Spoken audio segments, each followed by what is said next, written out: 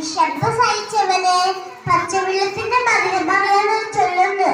നാം ഇന്ന് എന്ത് സമൃദ്ധിയിലാ ജീവിക്കുന്നത്?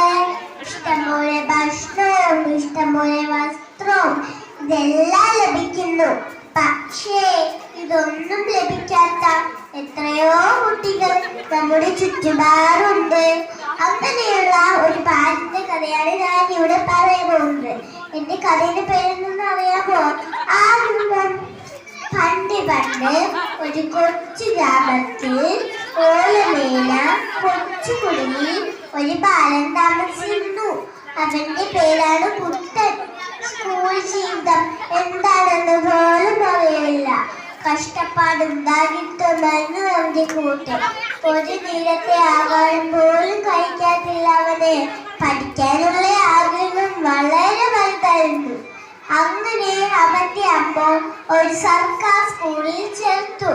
സ്കൂളിൽ ചെന്നതും എല്ലാവർക്കും പുതിയ ബാഗുകൾ, കുടകൾ, ചെരുപ്പുകൾ ഇത് കണ്ട് കുഞ്ഞുമുത്തയ്ക്ക് അമ്മയ്ക്ക് നോക്കാനേ കഴിഞ്ഞില്ല.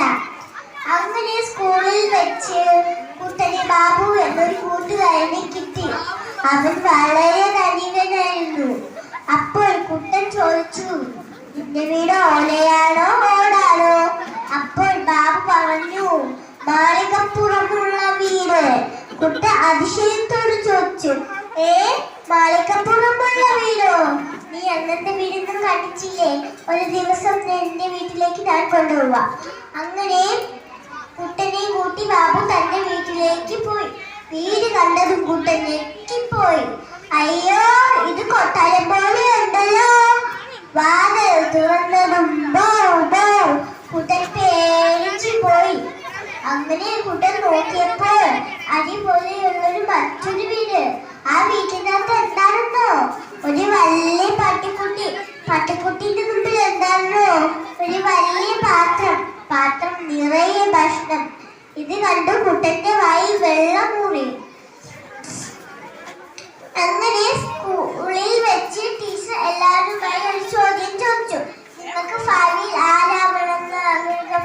ഇത് കേട്ടതും കുട്ടൻ ഉറക്കെ വിളിച്ചു പറഞ്ഞു, എനിക്ക് ബാബുവിന്റെ വീട്ടിലെ പട്ടിക്കുട്ടിയായ മതി. ഇത് കേട്ടതും കുട്ടൻ ഉറക്കെ വിളിച്ചു പറഞ്ഞു, എനിക്ക് ബാബുവിന്റെ വീട്ടിലെ പട്ടിക്കുട്ടിയായ മതി. ഇത് കേട്ടതും എല്ലാവരും ചിരിക്കാൻ തുടങ്ങി. പക്ഷെ ചിരിയൊഴികൾ നേരം നീണ്ടുനിന്നില്ല. കുട്ടന്റെ അവസ്ഥ മനസ്സിലാക്കിയതും അധ്യാപകരും അവനെ സഹായിച്ചു. അങ്ങനെ കുട്ടൻ പഠിച്ചു ഉയരങ്ങളിലെത്തി. കുട്ടൻ ആരെന്ന് നിങ്ങൾക്ക് അറിയാമോ കൂട്ടുകാരെ? ഇന്ത്യയുടെ മുൻ രാഷ്ട്രപതിയായ കെ.ആർ. നമ്മുടെ കുട്ടൻ. ഇതിൽ നിന്ന് നിങ്ങൾക്ക് എന്ത് മനസ്സിലായി? ആഗ്രഹമുണ്ടെങ്കിലേ പഠിച്ചു ഉയരങ്ങളിൽ എത്താൻ സാധിക്കുള്ളൂ.